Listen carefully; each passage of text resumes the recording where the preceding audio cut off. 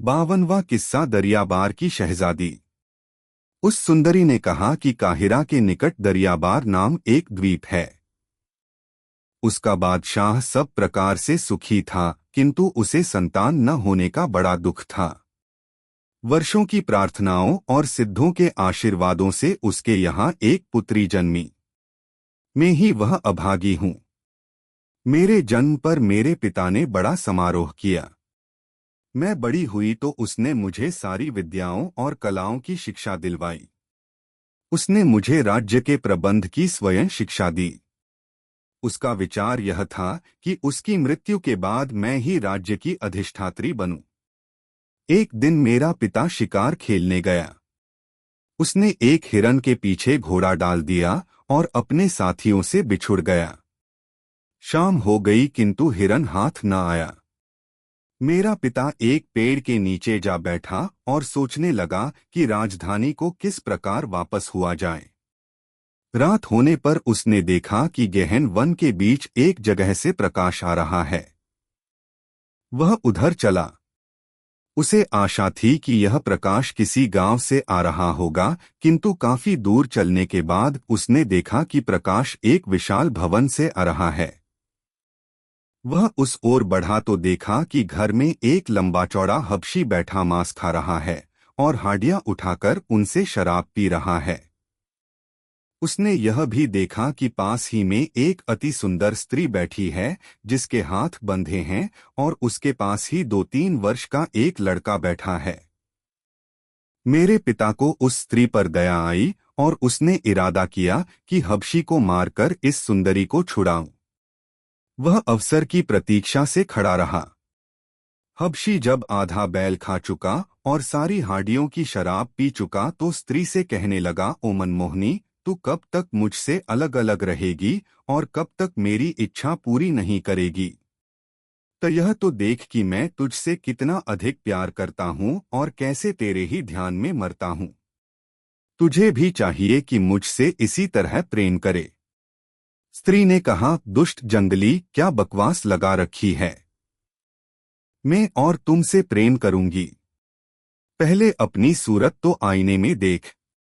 तू मुझे बराबर दुख दे रहा है। तू चाहे इससे भी अधिक दुख मुझे दे, बल्कि मेरी जान भी ले ले तो भी मैं तेरी ओर मुंह करके थूकूंगी भी नहीं। हबशी यह सुनकर क्रोध से पागल हो गया। उसने उठकर बाएं हाथ से स्त्री को पकड़ा और दाहिने से तलवार निकालकर उसका सिर काटने को उद्यत हुआ। इतने ही में मेरे पिता का छोड़ा हुआ तीर उसकी छाती में घुस गया और वह मरकर गिर पड़ा। मेरे पिता ने अंदर जाकर सुंदरी की रस्सियां खोलीं और उससे पूछा कि तुम कौन हो और कैसे इस राक्षस के हाथ पड़ी। उसने कहा, यहाँ से कुछ ही दूर सरासन नामी एक कबीला रहता है। उसके निवासी अर्धसभ्य हैं। वहां का बादशाह मेरा पति है। यह दुष्ट हबशी जिसे अभी तुमने मारा है, मेरे पति का दरबारी था। यह मुझ पर बहुत दिनों से मुग्ध था। यह बराबर मुझे भगाने की ताक में रहता था। एक दिन मेरे पति को असावधान देखकर यह मुझे और मेरे इस बच्चे को ले भागा। यहाँ लाकर उसने मुझे बांध रखा और रोजाना चाहता था कि मेरे साथ संभोग करे। अभी तक भगवान ने कुछ ऐसी कृपा की कि यह मुझ पर हाथ न डाल सका। आज यह तुम्हारे हाथों मारा गया। मेरे पिता ने कहा, फिक्र न करो, मैं दरियाबार का बादशाह हूँ। मैं तुम्हें अपने महल में ले जाऊंगा। तुम जितने दिन चाहना वहीं रहना। सुंदरी ने यह मान लिया। दूसरे दिन मेरा पिता उसे और उसके बालक को लिए हुए चला। कुछ देर में मेरे पिता के छूटे हुए साथी भी मिल गए। उन सभी को इस गहन वन में ऐसी सुंदरी को देखकर आश्चर्य हुआ।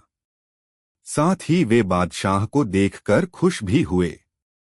बादशाह ने विस्तार पूर्वक उन्हें बताया कि किस तरह यह युवती हबशी के पंजे से छुड़ाई गई। बादशाह के साथियों में से एक ने स्त्री और दूसरे ने उसके लड़के को अपने पीछे घोड़े पर बिठा लिया और कुछ दिनों में पूरा काफिला राजमहल में जा पहुंचा। मेरे पिता ने एक बड़ा और सुंदर महल उस स्त्री को दे दिया। उसने उसके पुत्र की शिक्षा का भी प्रबंध कर दिया। 1 वर्ष तक उस स्त्री ने अपने पति की राह देखी, किंतु उसका कुछ भी समाचार न मिला तो उससे निराश हो गई और मेरे पिता को रिझाने लगी। यह उससे पहले ही आकृष्ट था, इसलिए दोनों का विवाह हो गया। वह बच्चा भी कुछ वर्षों में सजीला जवान हो गया। वह सारी विद्याओं और राज्य संचालन आदि में भी प्रवीण हो गया। मेरे पिता और दरबार के सारे लोग उसे बहुत पसंद करने लगे। सबकी राय हुई कि उस जवान के साथ मेरा विवाह कर दिया जाए और मेरे पिता के बाद राजगद्दी उसी को मिले। मेरे पिता भी इससे सहमत हो गए और वह नौजवान अपने भविष्य की कल्पना में मग्न रहने लगा। किंतु मेरे पिता ने शादी की एक शर्त यह रखी कि वह फिर किसी अन्य स्त्री से विवाह नहीं करेगा। मुसलमानों में 4 विवाह तक जायज हैं, इसलिए यह शर्त उसे अपमानजनक लगी और उसने यह शर्त अस्वीकार कर दी। चुनाचे विवाह न हुआ। वह इस बात से बहुत नाराज हुआ और बदला लेने के लिए षड्यंत्र करने लगा। एक दिन अवसर पाकर उसने मेरे पिता को मार डाला और मेरी हत्या के इरादे से मेरे महल में आया। किंतु हमारे मंत्री ने मुझे पहले ही एक गुप्त मार्ग से निकाल लिया था। मंत्री ने एक मित्र के घर रखा। 2 दिन में एक जहाज के कप्तान से बात करके मुझे ऐसे बादशाह के देश की ओर रवाना कर दिया जिसका राजा मेरे पिता का मित्र था। जहाज चला तो सब ठीक ठाक था कि किंतु कुछ दिनों बाद ऐसा तूफान आया जिसे देखकर कप्तान और नाविक तक गश खाकर गिर पड़े। कुछ ही देर में जहाज के टुकड़े टुकड़े हो गए और उसमें के सब लोग डूब गए। किंतु मुझे एक तख्ता मिल गया जिस पर मैं बैठ गई और एक दिन बाद किनारे आ लगी। किंतु मुझे यह नहीं मालूम था कि भगवान ने और दुख देने के लिए मेरी जान बचाई है। मैं किनारे लगी और मैंने भगवान को धन्यवाद दिया। मैं बहुत देर तक तलाश करती रही कि शायद मंत्री या जहाज का कोई अन्य व्यक्ति मुझे जीवित मिल जाए, किंतु ऐसा नहीं हुआ। मैं अपने पिता की याद करके और उस निर्जन स्थान में अपने को निपट अकेला पाकर रोने लगी और सोचने लगी कि समुद्र में डूब मरूं। इतने में मैंने अपने पीछे कई मनुष्यों और घोड़ों की आवाज सुनी। पलटकर देखा तो कई घुड़सवार थे जिनके हाथों में शस्त्रास्त्र थे और जिनके मध्य एक नवयुवक था। वह जवान जरी की पोशाक पहने था और रत्नष्टित पेटी कमर में बांधे था। उनको मुझे उस स्थान पर देखकर बड़ा आश्चर्य हुआ। उनके नायक नवयुवक ने, जो वास्तव में एक शहजादा था, मेरे पास यह जानने के लिए भेजा कि मैं कौन हूं और वहां कैसे पहुंची। उस आदमी ने तरह तरह से मेरा हाल पूछा। मुझे और भी भय लगा कि यह लोग न जाने कौन हैं और जाने मेरी क्या दशा करें। इसलिए मैं जोर जोर से रोने लगी। वह परेशान होकर लौट गया। फिर शहजादे ने कई लोगों को एक साथ मेरे पास भेजा। उन लोगों ने भी मुझसे बहुत पूछा, किंतु मैं रोती रही और मैंने कोई उत्तर नहीं दिया। उन लोगों ने तट पर बहुत से तख्ते, मस्तूल आदि टूटे हुए पाए और समझ गए कि कोई जहाज टूटकर डूबा है और यह लड़की उसमें से बचकर किनारे आ लगी है। उन्होंने जाकर यह बात शहजादे को बताई। वह स्वयं मेरे पास आकर मृदुलता से मेरा हाल पूछने लगा। उसने यह भी कहा कि तुम अपना हाल बताओगी तो हम तुम्हारी मदद करेंगे और मैं तुम्हें अपनी माँ के पास ले जाऊंगा जो तुम्हें बड़े प्यार से रखेगी। मैंने उसे पूरा हाल बताया। मेरा हाल सुनकर उसके आंसू आ गए। उसने मुझे हर तरह से धैर्य बंधाया। फिर वह मुझे अपने साथ ले गया और अपनी माता का सौंप दिया। मैंने उस वृद्धा को अपनी कहानी सुनाई तो उसे भी बड़ा दुख हुआ। वह मुझे पसंद तो पहले ही से करती थी, इसलिए उसने अपने पुत्र के साथ मेरा विवाह कर दिया। किंतु यहाँ तक मुझे पहुंचाकर मेरी किस्मत फिर पलट गई। उस राज्य का एक पड़ोसी राजा उसका पुराना दुश्मन था। जिस रोज मेरी सुहागरात होनी थी उसी दिन उसने आक्रमण कर दिया। उसकी सेना अति विशाल थी और उसने कुछ घंटों ही में नगर को रौंद डाला। उसने मेरे पति को और मुझे पकड़ने के लिए आदमी भेजे, किंतु हम पहले ही बच निकले और छुपते छुपाते समुद्र तट पर रात के समय पहुंचे। यहाँ एक मछुआरे की नाव बंधी थी। हम दोनों उसे खोलकर समुद्र में बढ़ने लगे। कुछ दूर जाकर वह नाव एक समुद्री धारा में पड़ गई। हमें कुछ नहीं पता था कि नाव किधर जा रही है। 2 दिन बाद देखा कि एक जहाज हमारी ओर आ रहा है। हम समझे कि वह कोई व्यापारी जहाज है, इसलिए हमने सहायता के लिए आवाज दी। लेकिन यहाँ फिर धोखा हुआ। जहाज पर 5-7 डाकू थे। वे गदाए लिए हुए हमारी डोंगी पर आए और हमें बांधकर अपने जहाज पर ले गए। जहाज पर उन्होंने मेरा नकाब उठाया तो सब ठगे से रह गए, क्योंकि उन्होंने ऐसी सुंदर स्त्री कभी नहीं देखी थी। फिर उनमें झगड़ा होने लगा। हर एक चाहता था कि मेरा मालिक बने। फिर उनमें तलवार चलने लगी और एक अति बलवान डाकू को छोड़कर सभी मारे गए। उस डाकू ने कहा, मैं तुझे काहिरा ले जाकर एक मित्र को भेंट करूंगा। उसने मुझसे एक सुंदर दासी मांगी थी। लेकिन यह आदमी कौन है? तेरा भाईबंद है या प्रेमी? मैंने बताया कि यह मेरा पति है, तो वह बोला, फिर तो इसका दुख दूर होना चाहिए, इससे तेरी दशा कब तक देखी जाएगी। यह कहकर उसने मेरे पति को बंधा बंधा ही समुद्र में डाल दिया। मैं बहुत रोई पीटी और पति के पीछे समुद्र में कूदने को तैयार हो गई, किंतु डाकू ने मुझे मस्तूल से बांध दिया और जहाज को चलाने लगा। वायु अनुकूल थी और हमारा जहाज कुछ ही दिनों में एक छोटे से नगर के तट पर आ लगा। डाकू ने वहां कई दास और कई ऊंट मोल लिए और स्थल मार्ग से काहिरा की ओर प्रस्थान किया। हम कई दिनों की यात्रा के बाद इस जंगल से गुजर रहे थे तो हमने उस राक्षस जैसे हबशी को अपनी ओर आते देखा। पहले हमें आश्चर्य हुआ कि यह मीनार कैसे चल रही है। पास पहुंचा तो देखा कि आदमी है। इस दुष्ट ने पास आकर अपनी गदा उठाई और डाकू से कहा, अपने आदमियों के हाथ बांध और अपने भी बांध और इस सुंदरी को लेकर मेरे पीछे चला आ। किंतु डाकू और उसके दासों ने उसके साथ युद्ध किया। फिर वे सब के सब मारे गए। नरभक्षी ने और लाशें छोड़कर सिर्फ डाकू की लाश एक ऊंट पर रखी और ऊंट पर मुझे बिठाया और इस किले में ले आया। यह कल ही की बात है। शाम को उसने डाकू की लाश को भून कर खाया और मुझे सारा हाल बताया कि किस तरह वह खाने को आदमी लाया करता है और कैसे उसने तहखाने में आदमी बंद कर रखे हैं कि अगर किसी दिन नया भोजन न मिले तो इन्हीं में से किसी को भून खाए। उसने कहा, मांस तो तेरा भी नरम होगा, किंतु मैं तुझे मारूंगा नहीं बल्कि तुझसे विलास करूंगा। आज तो तू थकित और दुखी है, इसलिए आज छोड़ता हूं, कल से तुझे मेरी शैया पर सोना पड़ेगा। किंतु इसकी नौबत नहीं आई। आज तुमने इसे मार डाला। खुदादाद ने कहा, अब तुम कुछ फिक्र न करो। यह 49 शहजादे हैरन राज्य के हैं, इनमें से जिसके साथ तुम चाहो तुम्हें ब्याह दिया जाए। उसने कहा, मैं तो अपने उद्धारकर्ता को ब्याहना चाहती हूँ। अन्य लोगों ने भी उसका समर्थन किया और वहीं खुदादाद के साथ दरियाबार को शहजादी ब्याह दी गई। वह दिन तो विवाह समारोह और हंसी खुशी में बीता। दूसरे दिन सब लोग वहां से हैरन की ओर चल दिए। दिन भर चलने के बाद शाम को एक अच्छी जगह देखकर उन्होंने रात के लिए पड़ाव डाला। शाम को भोजन करके सब ने खूब शराब पी।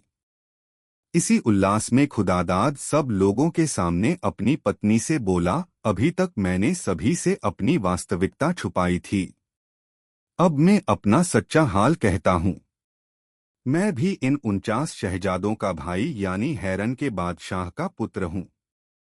मुझे मेरे चचेरे भाई शहजादा सुमेर ने पाला पोसा है। मेरी माँ का नाम पीरोज है। अब तुम्हें इस बात से भी संतोष होना चाहिए कि तुमने साधारण व्यक्ति से नहीं, एक शहजादे से विवाह किया है। दरियाबार की शहजादी ने कहा, तुमने अपने को छुपाया जरूर, किंतु मुझे तुम्हारी चाल ढाल और व्यवहार से अंदाजा हो गया था कि तुम अवश्य ही राजकुमार होंगे। साधारण आदमी में वे बातें बिल्कुल नहीं होती जो तुम में हैं। खुदादाद के सौतेले भाई यह सुनकर प्रकटतः तो बड़े प्रसन्न हुए, किंतु उनके दिलों में बैर की आग सुलगने लगी। वे चुपके चुपके आपस में परामर्श करने लगे। वे इस बात को भूल गए कि एक दिन पहले ही खुदादाद ने उन्हें मौत के मुंह से बचाया था।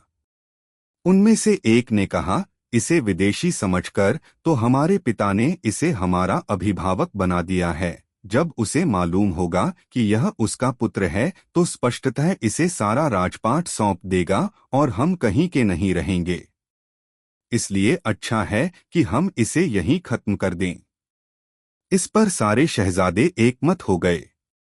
उन्होंने रात गए खुदादाद के खेमे में घुसकर उस पर गदाओं की चोटें की, और जब वह निश्चेष्ट हो गया तो स्वयं सारे ऊंट और सामान लेकर रात ही रात हैरन की ओर रवाना हो गए। हैरन पहुंचकर उन्होंने अपने पिता की चिंता यह कहकर दूर कर दी कि हम लोग बहुत दिन तक शिकार खेलते रहे। उन्होंने हबशी के हाथों अपनी गिरफ्तारी और खुदादाद द्वारा मुक्ति की बात बिल्कुल छुपा ली। उधर सुबह जब शहजादी ने खुदादाद के खेमे में उसका हाल देखा और शहजादों को गायब पाया तो वह सारी बात समझ गई और पति के लिए विलाप करने लगी। कुछ देर में जब उसका शोक कुछ कम हुआ तो उसने ध्यान में खुदादाद को देखा। उसने उसकी सांस भी कुछ चलती देखी और शरीर भी गर्म पाया। वह खेमे को बंद करके एक निकटवर्ती कस्बे में गई और वहां से एक जर्राह को ले आई, किंतु वापस आकर देखा तो खुदादाद अपने खेमे में नहीं था। उसने समझा कि इस बीच कोई खूनी जानवर आकर उसे उठा ले गया। अब वह सिर पीट पीट कर रोने लगी। जर्राह दयावान था। वह उसे कस्बे में ले गया और एक मकान में उसे रखकर उसकी सेवा के लिए 2 दासियां नियुक्त कर दीं और कभी कभी खुद भी जाकर हालचाल पूछ लेता। एक दिन उसने शहजादी को उदास देखकर कहा, सुंदरी, तुम कुछ विस्तार से अपना हाल कहो तो तुम्हारी सहायता का प्रयत्न करूं। शहजादी ने उसे अनुभवी और हमदर्द देखा तो अपना और खुदादाद का हाल सुनाया। जर्राह को मलिका पीरोज का हाल मालूम था, जिसे हैरन के बादशाह ने फिर अपने पास बुला लिया था, और उसने जान लिया था कि खुदादाद उसी का पुत्र था। जर्राह ने किराए पर 2 ऊंट लिए और शहजादी के साथ हैरन को रवाना हुआ और एक सराय में पहुंचकर डेरा डाला। सराय वाले से नगर का हाल पूछने पर उसने बताया, बादशाह अपने पुत्र खुदादाद के गायब होने से बहुत परेशान है। उसकी मां पीरोज ने उसे बहुत ढूंढवाया किंतु कहीं पता नहीं है। उसकी याद करके उसके मां, बाप और सरदार सामंत सभी दुखी रहते थे। यूं तो बादशाह के और भी 49 बेटे हैं, किंतु खुदादाद को कोई नहीं पहुंचता। वास्तव में खेद की बात है कि ऐसा शहजादा लापता हो जाए। जर्राह ने दरियाबार की शहजादी को यह बताया तो बादशाह के पास जाकर उसे पूरा हाल बताने के लिए तैयार हो गई। जर्राह ने कहा, यह ठीक नहीं है, इसमें खतरा है। 49 शहजादों में से किसी को भी तुम्हारे बारे में मालूम हुआ तो तुम्हारे बादशाह के पास पहुंचने के पहले ही वे तुम्हें मरवा देंगे। अच्छा यह होगा कि वह स्वयं खुदादाद की मां के पास किसी तरह पहुंचूं और जब उसे पूरा हाल बता दूं तो तुम्हें बुलाऊं। तब तक के लिए तुम यहीं सराय में ठहरो। शहजादी ने यह मान लिया। जर्राह शहर में गया तो एक बड़े रास्ते में देखा कि एक भव्य महिला एक ऊंट पर सवार आ रही है। उस ऊंट का साज सामान बहुत ही मूल्यवान था और उस ऊंट के पीछे बहुत से गुलाम चल रहे थे। पुरवासी भी ऊंट को देखकर विनयपूर्वक सड़के के किनारे खड़े हो जाते और उसका अभिवादन करते थे। जर्राह ने भी एक किनारे खड़े होकर उसका अभिवादन किया। फिर उसने एक आदमी से पूछा कि यह कौन है। उसने बताया कि यह खुदादाद की मां मलिका पीरोज है। यह सुनकर जर्राह उसकी सवारी के पीछे लग गया। उस महिला ने एक मस्जिद में जाकर नमाज पढ़ी और निर्धनों तथा भिखारियों को खूब दान दिया। बादशाह ने उससे कहा था कि तुम खुदादाद की वापसी का आशीर्वाद पाने के लिए भिखारियों को खूब दान दिया करो। जर्राह भीड़ में घुस गया और उसने एक दास से कहा कि मैं मलिका से बात करना चाहता हूं।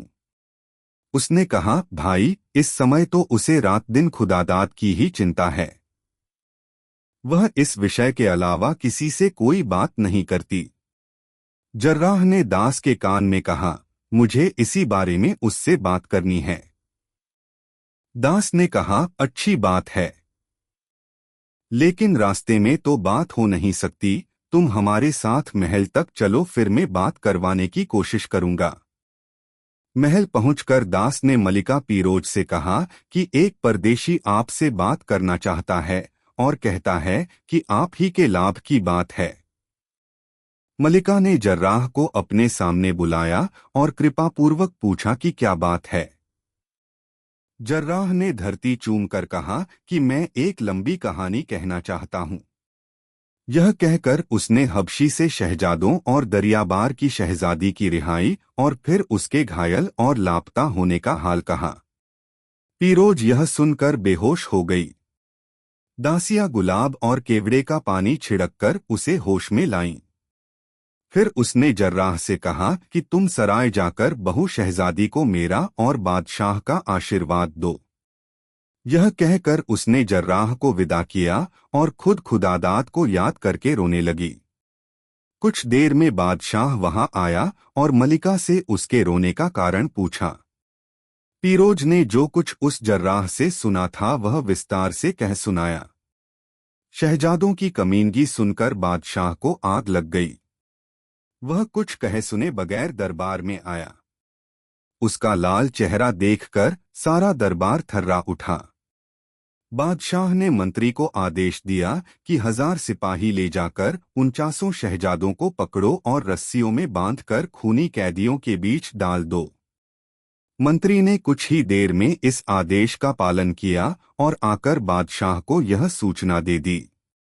बादशाह ने ऐलान किया कि 1 महीने तक दरबार नहीं होगा। फिर वह मंत्री के साथ मलिका पीरोज के महल में आया। कुछ देर के सलाह मशविरे के बाद उसने मंत्री को आदेश दिया कि अमुक सराय में जाकर दरियाबार की शहजादी और जर्राह को आदरपूर्वक यहाँ ले आओ। मंत्री एक सजाया ऊंट और एक उम्दा घोड़ा लेकर सराय को गया और ऊंट पर शहजादी और घोड़े पर जर्राह को सवार करा के चला।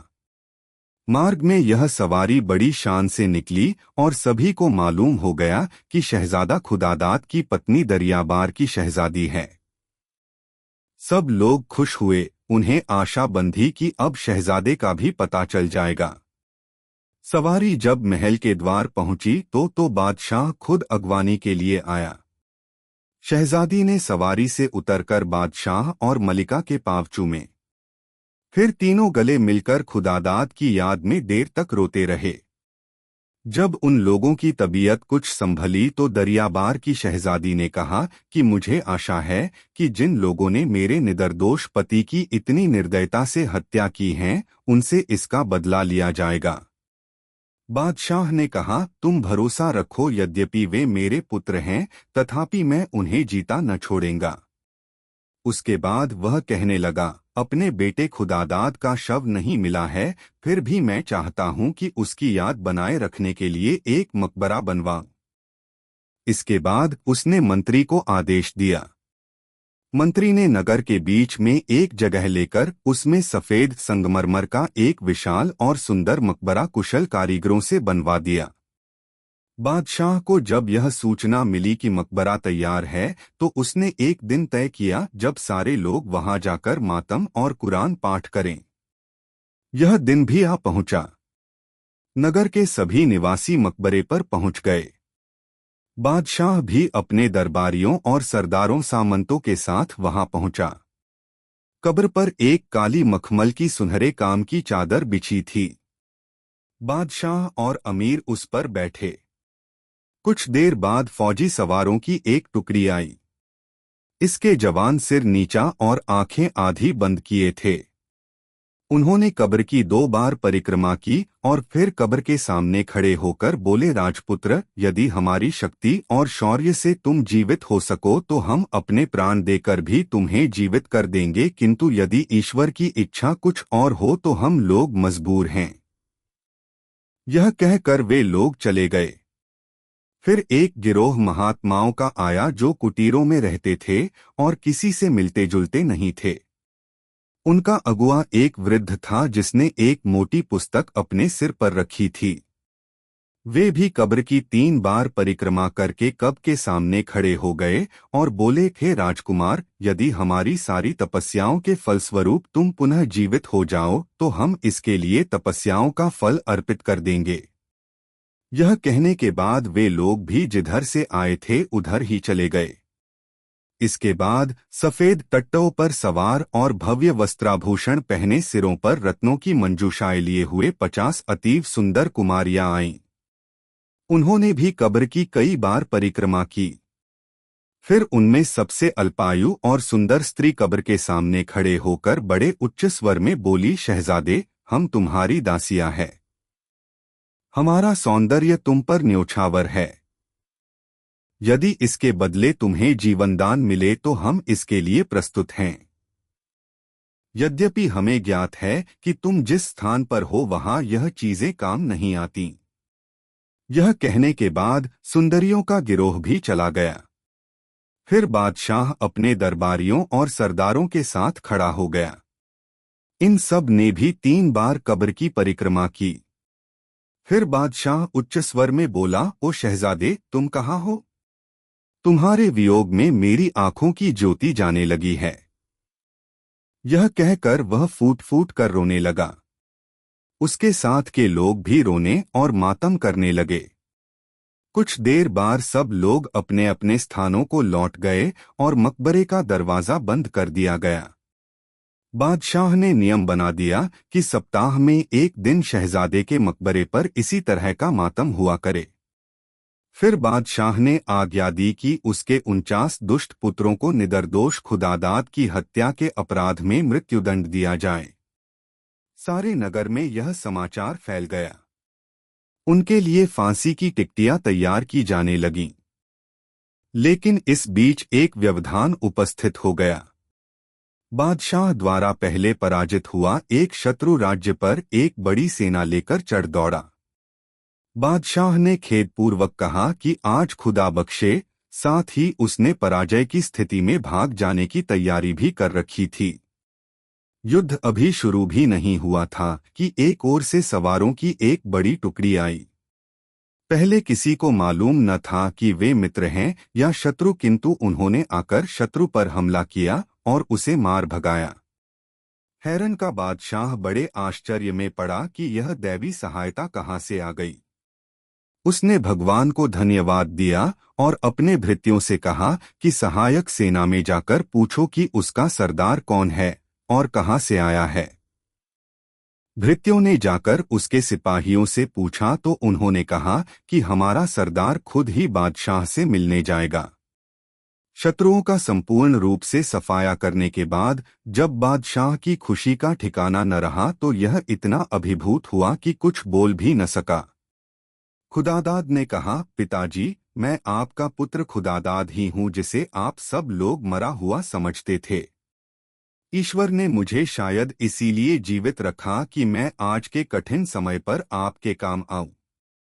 बादशाह ने कहा, बेटे, मुझे तो विजय से अधिक तेरे मिलने की प्रसन्नता है। मैं तो यह आशा ही छोड़ बैठा था कि कभी तेरा मुंह देख सकूंगा।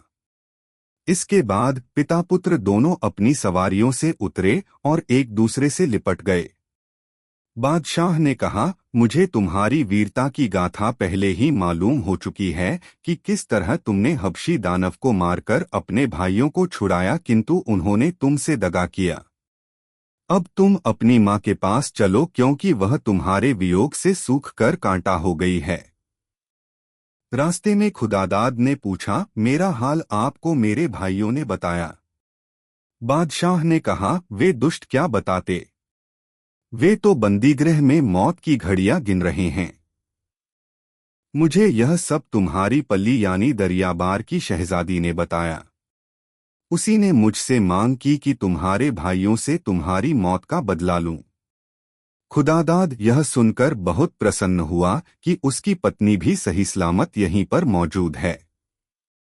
खुदादाद महल में पहुंचा तो उसकी मां और उसकी पत्नी ने उसे गले लगाकर बहुत देर तक रोती रहीं।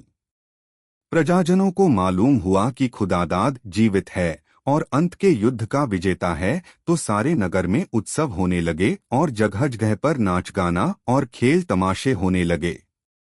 बादशाह के पूछने पर खुदादाद ने अपना हाल यह बताया। जब मेरे भाइयों ने मुझे मरा जानकर रात में प्रस्थान किया तो सुबह वहां से एक किसान निकला। उसने मुझे अचेत और रक्तरंजित देखा तो अपने गांव में उठा लाया। उसने मेरे घावों पर जड़ी बूटियां पीस कर लगाई और मुझे अच्छा कर दिया।